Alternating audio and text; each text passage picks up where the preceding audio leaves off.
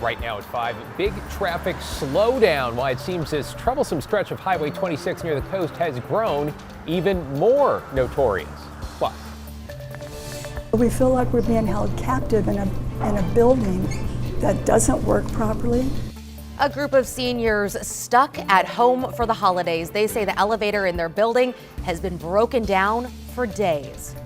and later a big change for the Oregon Ducks as they trade chilly Eugene skies for the Florida sunshine. We're talking 80 today, and we're looking ahead to the big Orange Bowl matchup. But our top story here at 5, investigators in Washington are now asking for your help after Vancouver police shot and killed a man. Thank you for joining us. I'm Christine Pitawanich. And I'm David Molko. Let's get right to Blair Best live at Vancouver Police Headquarters with the update. Blair?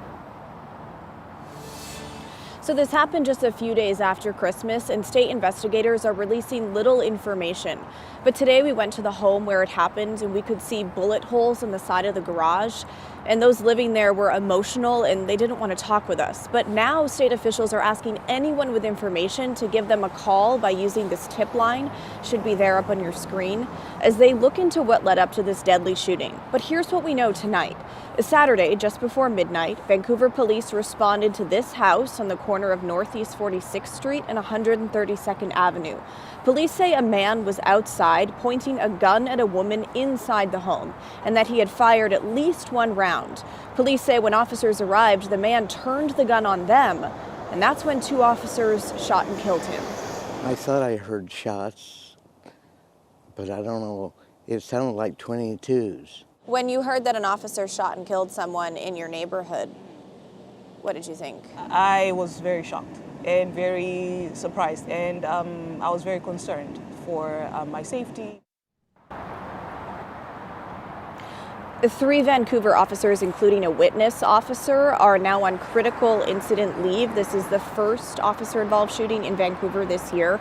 Now, the name of the man who was killed, along with the name of the officers involved, are expected to be released sometime this week. We're also told that any body cam footage will be reviewed and released at a later date. And as for that tip line, you can find it on our website at kgw.com. Back to you. Blair Best in Vancouver tonight. Blair, appreciate your reporting there.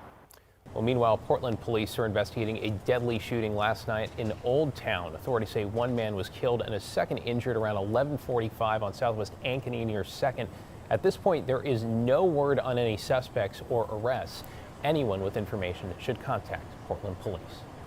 A late-night fire in Vancouver left 2 dogs dead and 1 person displaced. Crews got the call around 11 o'clock last night with fire reported at the Alder Creek Apartments on Northwest 49th Street.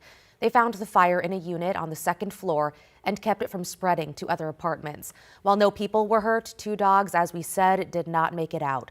The American Red Cross is also helping the person who lived there with a place to stay. Investigators are now trying to figure out what started the fire. Well, let's take you outside now on this Monday. A bit of a cold start to the holiday week with some of you waking up today to temperatures in the 20s. A chilly one, that's for sure. Matt Safino joining us now with a first look at your weather impact forecast. Hey, Matt, good to have you back. Thanks, Christine. Good to see you guys. You know what? Yes, a chilly morning, but a beautiful, beautiful finish. Look at the sky out at our Tualatin Valley, Explore Tualatin Valley Sky Cam at the Reserve Golf Course.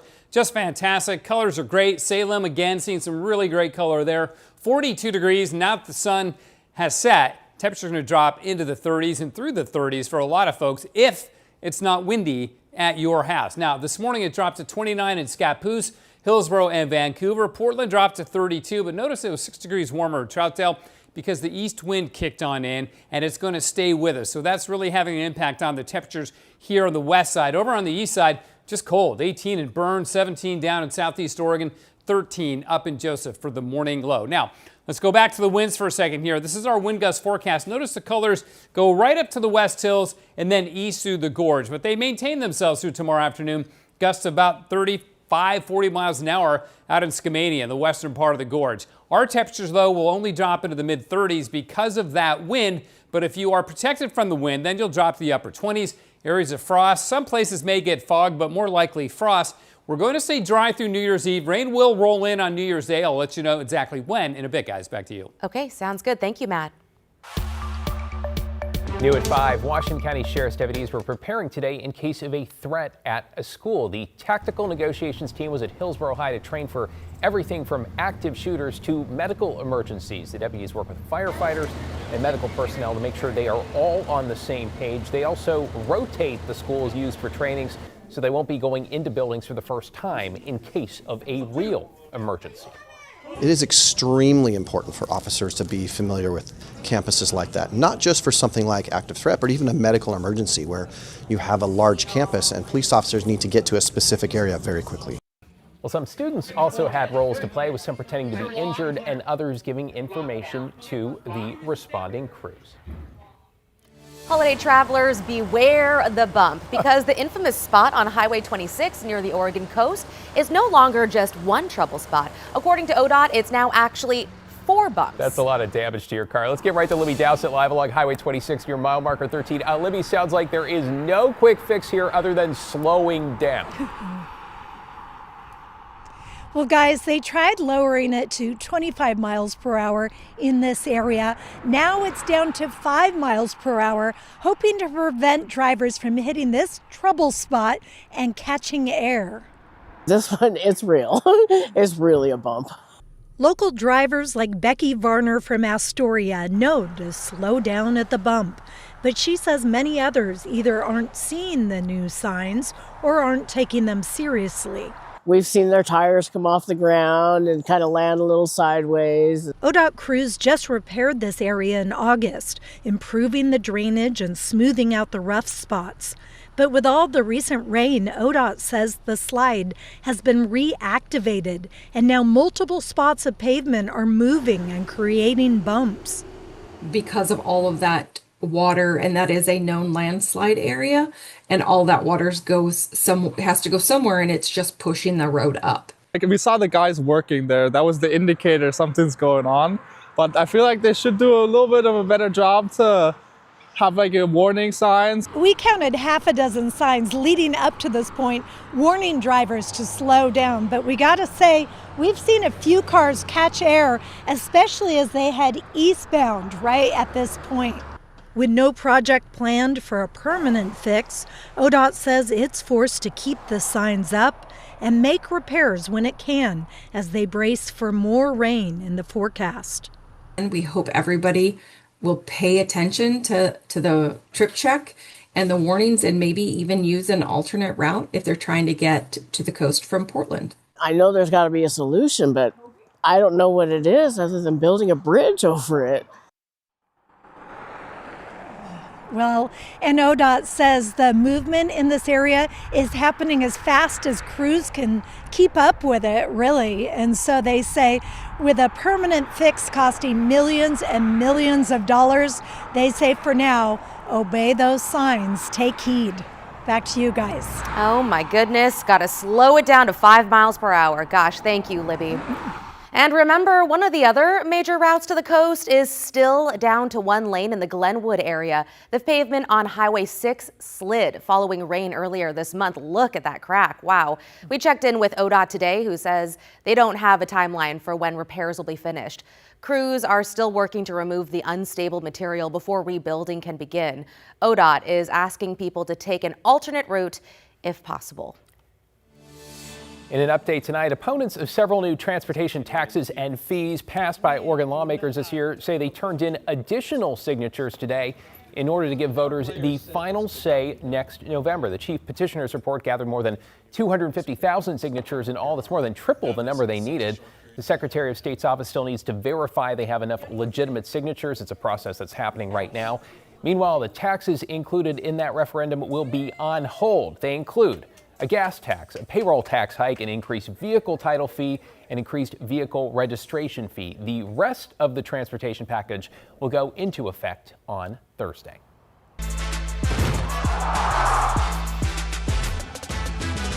Let's talk sports for a moment, because tonight the Oregon Ducks are in Miami as the team gets ready for the Orange Bowl that is happening on Thursday. They'll face Texas Tech bright and early, 9 a.m. on New Year's Day. And you might say this is a pretty even matchup. You see, both Oregon and Texas Tech have 12-1 records.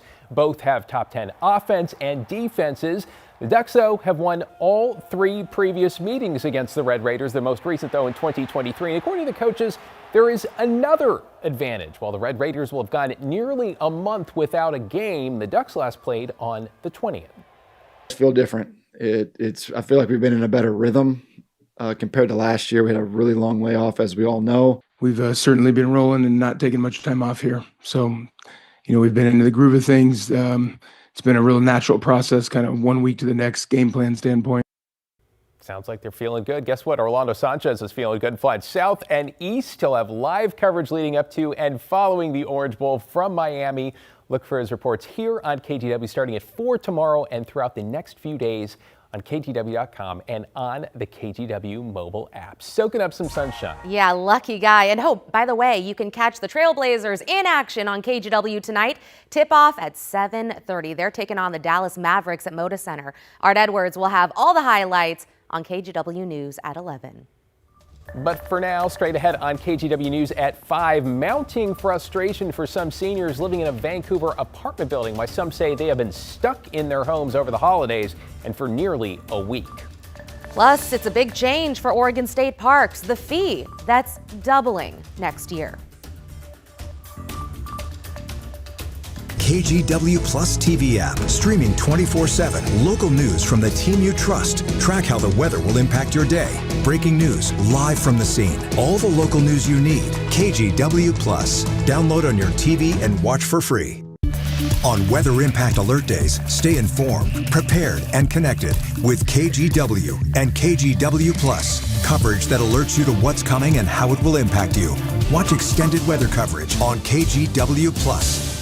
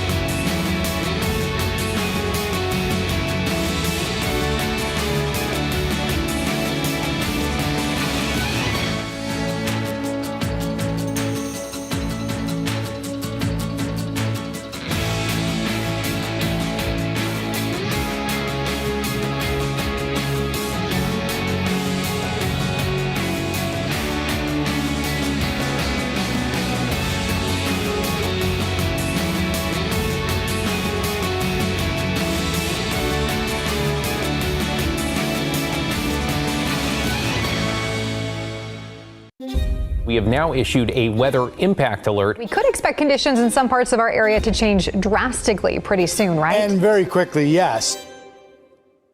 This is significant rainfall coming our way. You'll definitely want to be extra cautious. Certainly becoming increasingly hazardous. We've got the potential for some tree limbs or even trees or power lines to come down. Of course, when you hear thunder, it's always best to take cover. On Weather Impact Alert Days, stream extended coverage on KGW Plus.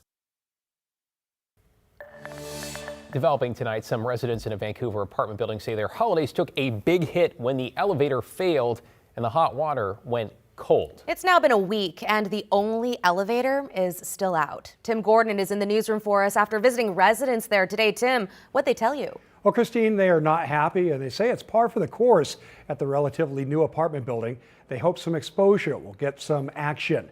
Miles Terrace is an affordable housing building developed by the Vancouver Housing Authority that opened 3 years ago. It's near Mill Plain Boulevard in Vancouver.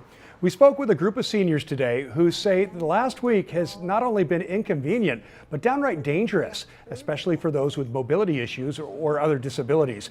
Without a working elevator, they say those in wheelchairs are basically stuck in their apartments right now and have been since last Tuesday. And they say building management has been slow to communicate and respond. It's not right at all. I mean, we're humans here and we're like secondhand people, you know, that are being ignored. On my door it says this is my happy place.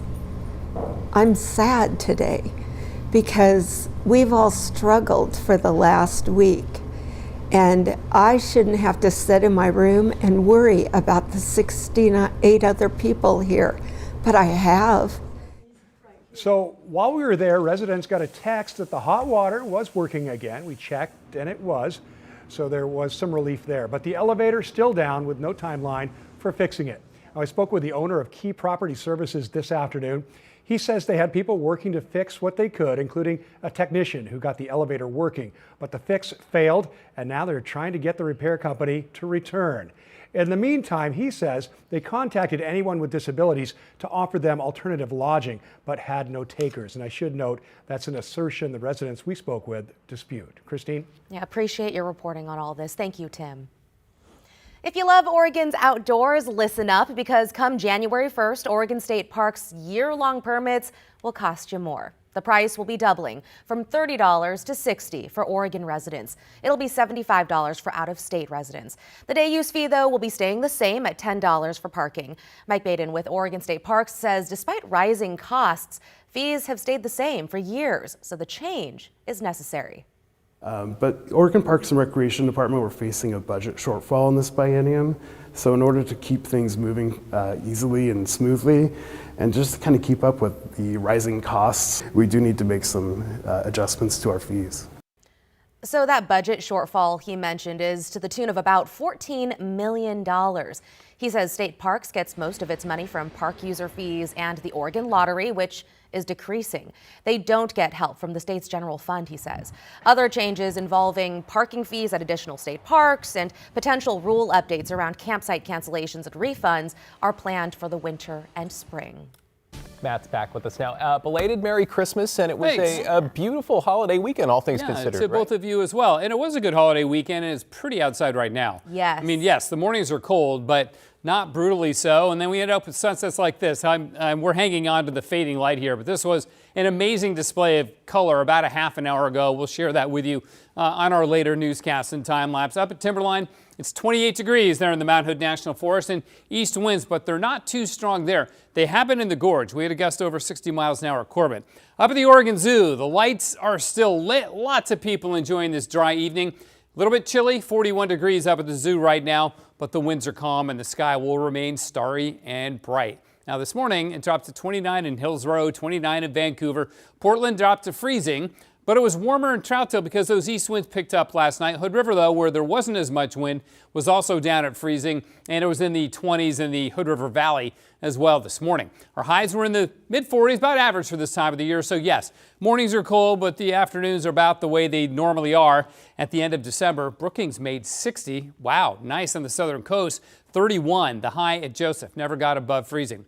Notice the high clouds streaming in. There is a weak system moving into Vancouver Island, but look how it's washing out. There's radar returns here, and then fewer and almost none as we go to the most recent imagery here. There's another system off the coast of California. Wow, they've had an amazing month with the atmospheric rivers and not in a good way with the damage and devastation they've had. This is going to produce more rain in SoCal, including New Year's Day, Rose Bowl game, and the Festival of Roses parade will be rainy, but they're going to get feet of snow out of this across the Sierra Nevada. What about us? Well, you can see the east wind extending well offshore, so that'll keep us fog free. We'll stay dry. Then we begin to get clouds bubbling up on New Year's Day. Now, I don't think we'll get any rain in the valleys here until New Year's Day night. So New Year's morning should be dry.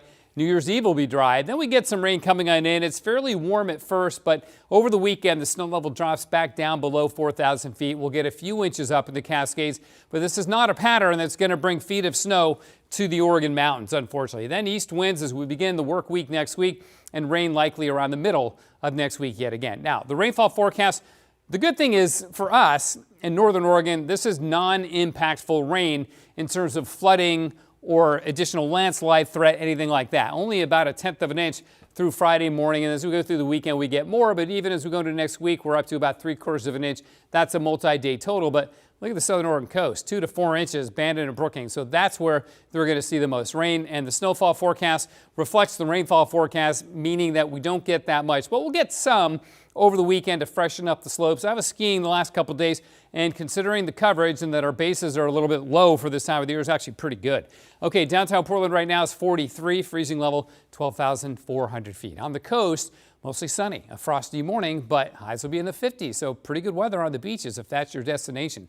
In the valley is also mostly sunny. Morning frost, sure, lows will be in the upper 20s and low 30s, but we warm into the upper 40s, so we recover well. Sunny in the Cascades, again, 40 at government camp, so you can't beat that in January, or December rather. Areas of frost in central and eastern Oregon, cold, down to 20 in Pendleton. We'll get teens up in Joseph, the normally colder spots.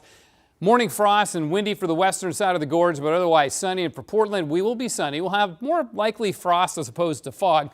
Dry on New Year's Eve, so that's good for people going out and about. Be careful. And then the rain comes in late on New Year's Day, but not until, after a couple of the football games are over anyway. So, thank goodness for that. A little bit of a warm up there. Yeah, not bad. Okay, thanks, Matt. Sure. Straight ahead, how a group of local teens is taking on childhood cancer. We need more people in this field. We need more high schoolers, especially the upcoming generation, to get more involved in this. The KGW Plus TV app, streaming 24/7. Local news from the team you trust on your time.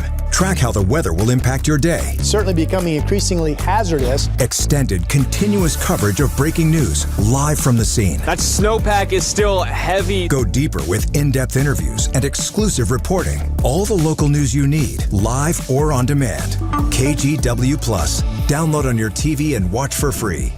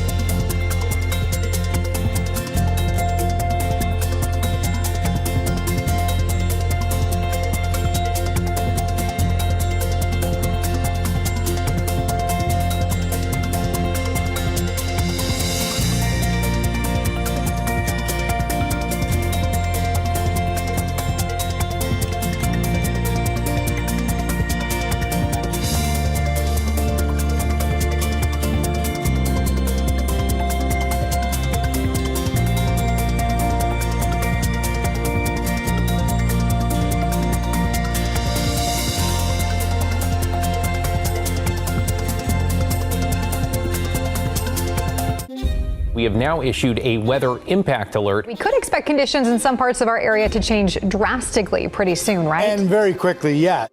This is significant rainfall coming our way. You'll definitely want to be extra cautious. Certainly becoming increasingly hazardous. We've got the potential for some tree limbs or even trees or power lines to come down. Of course, when you hear thunder, it's always best to take cover. On Weather Impact Alert Days, stream extended coverage on KGW Plus. To a story now about giving back with a group of local teenagers who have dedicated themselves to helping researchers find treatments for childhood cancers. I got a chance to speak with them about how they're raising money and awareness through fundraisers and other events. This Hillsborough lab is in the heart of Oregon's Silicon Forest. These are mouse embryonic fibroblasts. And high school students like Georgia Livney help fund the work here. I read their mission statement. It's extremely powerful. She's a junior at St. Mary's Academy and the chairperson for the Children's Cancer Therapy Development Institute's junior board, made up of about a dozen kids and teens 12 to 18 years old. They regularly meet to find ways to support CCTDI. CCTDI, the Children's Cancer Therapy Development Institute, is a nonprofit biotech.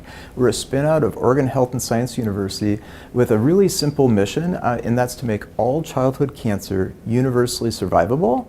Charles Keller, CCTDI's science director, says there are 12 to 17 new chemotherapy medicines developed and FDA approved for adults every year. For kids, we've had a total of 14 since 1978. There's 16,000 cases of childhood cancer per year in the United States, 1.9 million adult cases of cancer. And I realized that this is the reason that pediatric cancers are underfunded. There's not many cases, there's not much profit to make off of it. That's why Shreya Raghavendra, a junior at Jesuit High School and also the junior board's development chair, decided to get involved. We need more people in this field. We need more high schoolers, especially the upcoming generation, to get more involved in this because it's a really important cause. I think just for any teens watching or reading, I hope you take this as your sign to get involved in a cause you're passionate about. It can be as simple as sending an email, hosting a bake sale. Anything you can do in your community can and will make a difference. I love that. Anything you can do can and will make a difference. So both the junior board members I spoke with say they're actually interested in pursuing a career in medicine. My takeaway, no matter what it is, get involved in something you're passionate about. Exactly. Great advice. We'll be right back. The KGW Plus TV app, streaming 24/7. Local news from the team you trust on your time. Track how the weather will impact your day. Certainly becoming increasingly hazardous. Extended, continuous coverage of breaking news live from the scene. That snowpack is still heavy. Go deeper with in-depth interviews and exclusive reporting. All the local news you need, live or on demand. KGW Plus. Download on your TV and watch for free.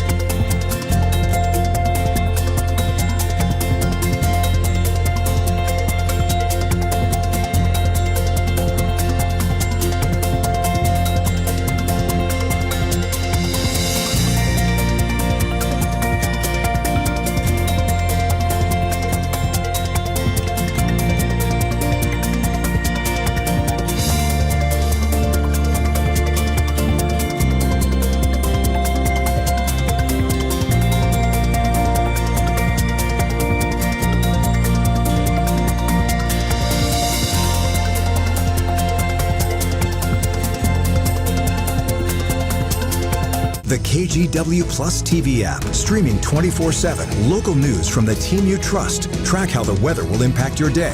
Breaking news live from the scene. All the local news you need. KGW Plus. Download on your TV and watch for free. On Weather Impact Alert Days, stay informed, prepared, and connected with KGW and KGW Plus. Coverage that alerts you to what's coming and how it will impact you. Watch extended weather coverage on KGW Plus. Well, if you're looking for a good read, I just read 2 books over the Christmas break. Multnomah County Library just released its most borrowed books of 2025. The physical books most checked out this year for adults include James by Percival Everett, Tilt, a novel by Emma Patty, and The God of the Woods by Liz Moore. For teens, the top 3 include Sunrise on the Reaping by Suzanne Collins, The Blue Line Letters by Stephen Christensen, and Throne of Glass by Sarah J. Maas. If you want to check out books including ebooks and audiobooks, you can apply for a library card on their website. It is moltcolib.org. And coming up new on KGW News at 6, a kidnapping investigation in Salem leads to an arrest. What police found after a woman says she was held at gunpoint by a man she knew, and what authorities say the suspect did after he was arrested. That's coming up at 6. And we'll leave you with this shot on this Monday, a view from our Wells Fargo Skycam. It's looking like we really hope to see you right back here at 6 o'clock. Look at that tree. I love the lights. Hey, let's just soak in the holiday spirit. Keep it going. Happy holidays.